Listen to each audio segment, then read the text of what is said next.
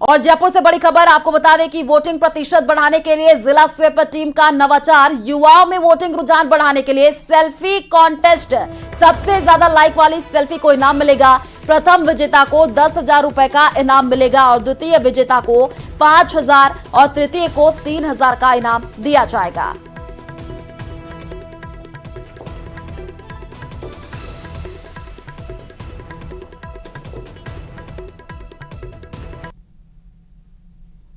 और जोधपुर से कांग्रेस उम्मीदवार करण सिंह उचियारना अशोक उद्यान में समर्थकों के साथ पहुंचे चुनाव प्रचार के लिए, लेकिन मॉर्निंग वॉक पर आए लोगों के विरोध का शिकार हो गए। गहमा गहमी इस कदर बढ़ी कि करण सिंह को कहना पड़ा कि वो भी राम भक्त हैं। देखिए रिपोर्ट।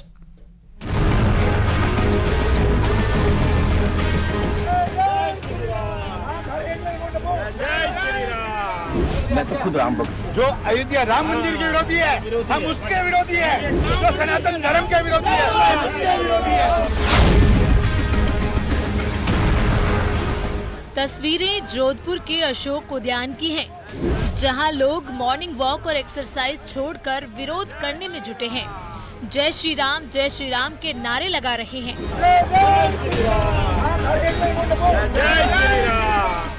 जाहिर है आपके जहन में भी एक सवाल उठ रहा होगा कि आखिर यहाँ हो क्या रहा है। तो चलिए आपको पूरा माजरा समझाते हैं। समर्थकों के साथ ये हैं कांग्रेस के जोधपुर से प्रत्याशी करण सिंह उचियारना, जो सुबह सुबह अशोक उद्यान वोट मांगने पहुँचे थे। लेकिन ये क्या, यहाँ लोग उनका विरोध करने लगे। उन्हें देखते ही जय श्री राम के नारे लगाने लगे। जय श्री राम, जय श्री राम, जय श्री राम। राम को लाए हैं, हम मोदी जी को लाएंगे, मोदी जी को लाएंगे। विरोध और नारेबाजी जब ज्यादा होने लगी तो करण सिंह को कहना पड़ा कि वो भी राम के भक्त हैं। मैं तो खुद राम भक्त हूँ। मैं तो खुद राम भक्त हूँ। बहुत अच्छी बात। कांग्रेस प्रत्याशी के इतना कहने भर से पार्क में मौजूद लोगों का गुस्सा शांत नहीं हुआ और फिर देखिए कैसे करण सिंह उचियारना को खरी खरी सुनाई। मैं एक बात बोल गया, मैं बोलूँ नहीं साहब, वही बात करूँगा ना। व्यक्ति विशेष से हमारी कोई दुश्मनी नहीं है। सुन लो, पार्टी आप चाहे जो पार्टी जो अयोध्या राम मंदिर के विरोधी है, हम उसके विरोधी है। जो सनातन धर्म के विरोधी है, हम उसके विरोधी है। जय श्री राम। राम को लेकर कांग्रेस भले ही कोई भी दलील देती हो, लेकिन राम मंदिर की प्राण प्रतिष्ठा से किनारा करने का उसका फैसला कितना सही था, कितना गलत, ये जनता तय कर चुकी है। और उसकी एक झलक जोधपुर के अशोक उद्यान में देखने को मिली।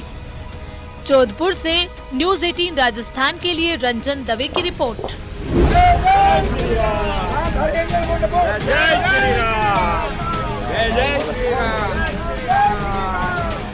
राम को लाए हैं, हम मोदी जी को लाएंगे, मोदी जी को लाएंगे। और बीकानेर में इंडोनेशिया से आए कलाकारों ने रामायण का ऐसा मंचन किया कि लोग भाव विभोर हो गए। खास बात ये रही कि करीब 22 मिनट की इस प्रस्तुति में एक भी डायलॉग नहीं था। देखिए रिपोर्ट।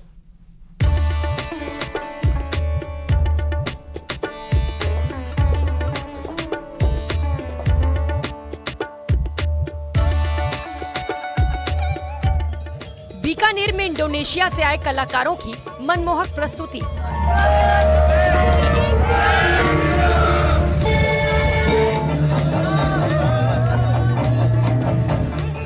मुस्लिम देश इंडोनेशिया से आए इन कलाकारों ने साबित कर दिया है कि अगर आस्था और भक्ति हो तो कोई मजहब दीवार नहीं बनता।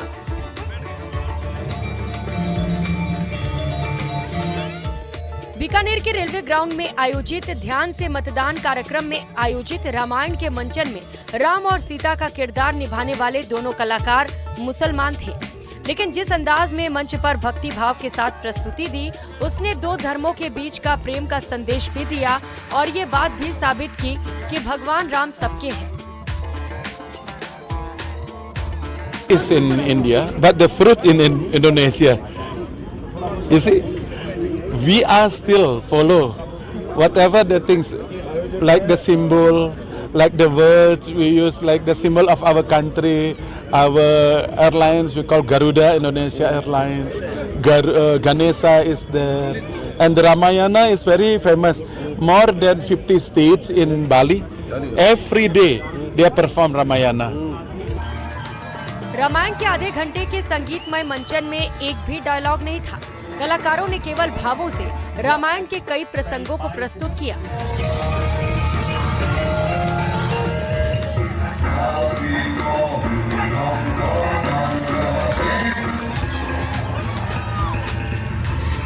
Namaste, my name is Hendra Kurniawan. I am from Java, Indonesia. I am very happy and I am first time in India. And I am lucky in here. Yes. You perform Rama? Yes, I am perform Rama. Ramayan की ऐसी अनोखी प्रस्तुति को देखकर दर्शक राम भक्ति में डूब गए। रामायण के समापन पर जय श्री राम के जयकारों से पूरा ग्राउंड गूंज उठा। रामायण से सीखें, यंग जनरेशन रामायण से सीखे और राम जैसी ध्यानी बने, राम जैसी ज्ञानी बने, राम जैसा संयम रखें, राम जैसे मर्यादा में रहें और उसी ध्यान की अवस्था में, उसी मर्यादा की अवस्था में अपना मतदान का सही उपयोग करें।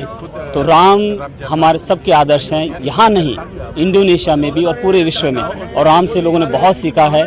पूरी संस्कृति इंडोनेशिया के राम से प्रभावित है।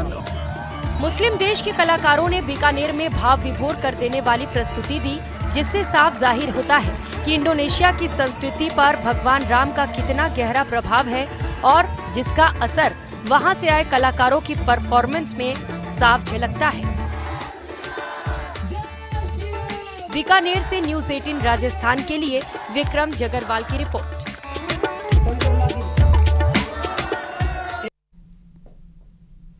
और दौसा जिले की लासोट पुलिस ने बुधवार को जिस शख्स को भांजे के अपहरण और हत्या के आरोप में गिरफ्तार किया था, उसने हवालात में फांसी लगा करके खुदकुशी कर ली। आरोपी ने जेल में ओढ़ने बिछाने के लिए मिले कंबलों को फाड़ करके फांसी का फंदा बनाया। देखिए रिपोर्ट।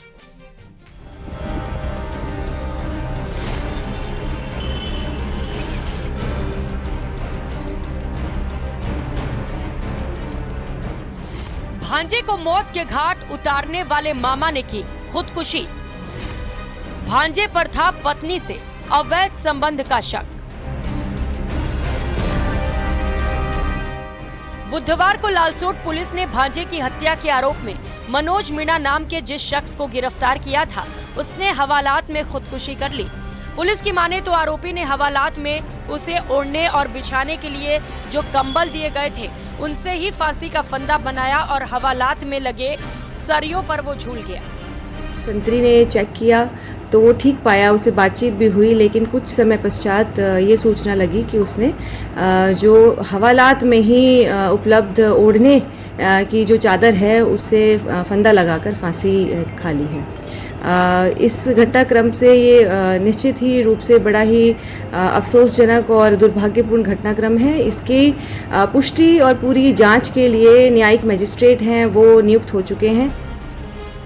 अब तक की जांच में ये बात सामने आई है कि आरोपी मनोज मीणा को शक था कि उसकी पत्नी के उसके भांजे लोकेश मीणा के साथ अवैध संबंध थे, जिससे नाराज होकर उसने धर्मेंद्र मीणा नाम के साले के साथ मिलकर पहले भांजे का अपहरण किया और फिर हत्या के बाद उसका शव सवाई माधोपुर की मोरेल नदी के पास गाड़ दिया, जिसे जांच टीम ने बुधवार को आरोपी मनोज की शिनाख्त पर ही जमीन से निकलवाया था। इसे पूरी तरीके से निष्पक्ष बनाने के लिए मेडिकल बोर्ड का भी गठन किया जा रहा है, जिसके माध्यम से वीडियोग्राफी के सर्वेलेंस के अंडर इसकी पूरी जो है पोस्टमार्टम की प्रक्रिया है पूरी की जाएगी और इसमें पूरी प्रक्रिया में इनके जो परिजन हैं वो साथ रहेंगे। साथ ही साथ मैं ये भी कहना चाहूँगी कि हमारा पूरा सहयोग रहेगा कि जो न्यायिक जाँच है उसमें जो भी साक्ष्य हमारी ओर से, पुलिस की ओर से चाहिए, उनको त्वरित उपलब्ध करवाया जाएगा। लोकेश मीणा की गुमशुदगी की रिपोर्ट 11 अप्रैल को लालसोट थाने में दर्ज कराई गई थी। पुलिस ने शक के आधार पर ही मनोज मीणा को डिटेन कर पूछताछ शुरू की। जांच जैसे जैसे आगे बढ़ी, दूध का दूध और पानी का पानी हो गया, लेकिन हवालात में एक आरोपी ने जिस तरह से खुदकुशी की है वो सवालों के घेरे में है। बहरहाल पूरे मामले की न्यायिक जाँच हो रही है। दौसा से न्यूज 18 राजस्थान के लिए आशीष कुमार शर्मा की रिपोर्ट।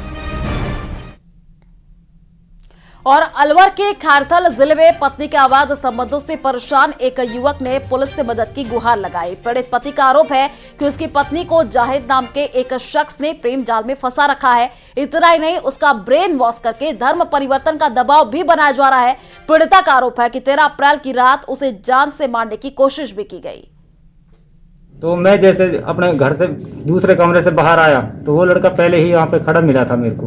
पहले सर उसने मेरी गिरवान पकड़ी और फिर मैंने उसके पकड़े, तो सर हमारी लड़ाई हो गई थी। यहाँ पे होने के बाद उसने तुरंत अपने घर से फ़ोन कर दिया था और उसके भाईचारे जो भी सारे आ गए थे और वो मेरी पत्नी को भी मारा और मेरे भाई को भी मारा और मेरे पापा को भी मारा और वो काफ़ी गंदी गंदी गालियाँ भी देने लगा। और अजमेर की कृष्णगंज थाना पुलिस ने युवती के साथ गैंगरेप मामले में 3 और आरोपियों को गिरफ्तार कर लिया, जिनसे पूछताछ कर उनके पुराने रिकॉर्ड को भी खंगाला जा रहा है, जिसके बाद इनकी कोर्ट में पेशी होगी। आपको बता दें कि इस मामले में पहले ही 2 आरोपियों को गिरफ्तार किया जा चुका है, साथ ही एक नाबालिग को डिटेन भी किया गया था। मेरे नेतृत्व में एक विशेष टीम का गठन किया गया, जिस टीम के तहत आज 3 आरोपियों को गिरफ्तार किया गया। इसमें पूर्व में 2 मुलजिम महेश गुजर और रामराव गुजर को 24/3 को गिरफ्तार किया जा चुका है। एक विधि से संघर्षरत किशोर को भी निरुद्ध किया गया था, जिन्हें जेल भेजा गया है। मुख्य सचिव लगातार एक्शन मोड में रहते हैं। सीएस कई बार सरकारी विभागों का निरीक्षण करते रहते हैं और आज भी उन्होंने विद्युत भवन का औचक निरीक्षण किया, जिसके बाद विभाग में हड़कंप का माहौल मच गया। अधिकारी भागते दौड़ते हुए दफ्तर पहुंचे, लेकिन तब तक बहुत देर हो चुकी थी। देखिए रिपोर्ट।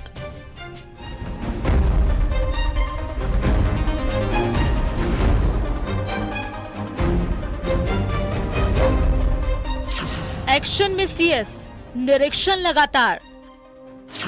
विद्युत भवन में सरप्राइज विजिट। सिस्टम में सुधार, सीएस की फटकार। सिस्टम में सुधार हो, इसके लिए लगातार मुख्य सचिव सुधांश पंत सरकारी दफ्तरों में औचक निरीक्षण कर रहे हैं और विभागों में कमी को दूर करने में लगे हैं।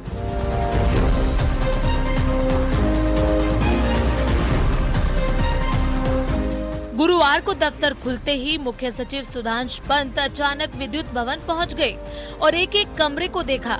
इस दौरान उन्होंने एब्सेंट अफसरों और अधिकारियों के खिलाफ कार्रवाई के निर्देश दिए।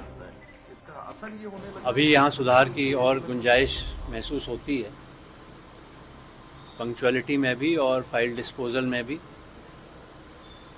कुछ अधिकारियों का फाइल डिस्पोजल टाइम थोड़ा अधिक है, उनको हिदायत दी है। एमडी साहब को भी कहा गया अपने अफसर्स के ज़्यादा अच्छी मॉनिटरिंग करेंगे। कुछ अधिकारी ऐसे भी हैं जिनका काफ़ी संतोषजनक फाइल निस्तारण है। मुख्य सचिव ने ऑफिस में फाइल पेंडेंसी को लेकर भी नाराजगी जताई और फाइल रोकने वाले अफसरों को चिन्हित कर कार्रवाई के निर्देश दिए। साथ ही उन्होंने आला अफसरों को निर्देश दिए कि वो फील्ड के दफ्तरों में लगातार निरीक्षण कर व्यवस्थाओं को सुधारें, ताकि जनता को राहत मिल सके। और जिनका थोड़ा ऐसा पाया गया कि फाइलें थोड़ी लंबे समय से पेंडिंग रहती हैं, 19 घंटे 20 घंटे जिनका एवरेज है, उनको कहा गया थोड़ा सुधार करने को। हालांकि ऐसा पहली बार नहीं है जब सुधांश पंत इस तरह अचानक किसी विभाग का निरीक्षण करने पहुंचे हों। इससे पहले भी कई बार अलग अलग विभागों के औचक निरीक्षण हुए हैं। गुरुवार को भी बिजली विभाग के दफ्तर में मुख्य सचिव ने निरीक्षण कर जनता के लिए बेहतर कामकाज के लिए अधिकारियों को नसीहत दी।